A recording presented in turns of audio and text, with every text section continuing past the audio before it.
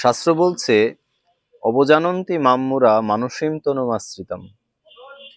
ভগবান যখন এই জগতে অবতীর্ণ হন, তখন যারা মূঢ় ব্যক্তি তারা ভগবানকে সাধারণ মানুষের মতোই মনে করেন, এবং ভগবানের কার্যগুলোকেও তারা সাধারণ মানুষের মতো বলে মনে করে। কিন্তু ভগবান তিনি এমন কিছু কার্য করেন যার দ্বারা তিনি যে মানুষ নন সেটা প্রকৃতপক্ষে বোঝা যায়।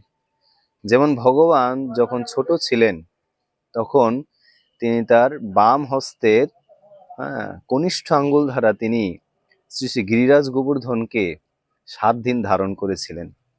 তো এটা কোনো সাধারণ মানুষের পক্ষে সম্ভব নয়। কিন্তু তারপরও ভগবানের সেই মহিমান্বিত কিছু কার্য দর্শন করা সত্ত্বেও কিছু মূঢ় ব্যক্তি ভগবানকে সাধারণ মানুষ বলে মনে করে থাকে। তো এটা যথার্থই তাদের মূঢ়তা, এবং এর মূঢ়তার ফলে তারা তাদের মৃত্যুকেই আগমন করছে, এবং তারা পরবর্তী জীবনে নিম্নজনী জনি প্রাপ্ত হতে যাচ্ছে। তা আমাদের এই বিষয়ে অতি সাবধান থাকা উচিত। ভগবানকে সাধারণ মানুষ বলে বিবেচিত না করে ভগবান আমাদেরকে যেগুলা পালন করতে নির্দেশ করেছেন আমাদের সেগুলা পালন করা উচিত, এবং এর মাধ্যমে আমরা আমাদের মানব জীবনকে সার্থক করতে পারি। হরে কৃষ্ণ।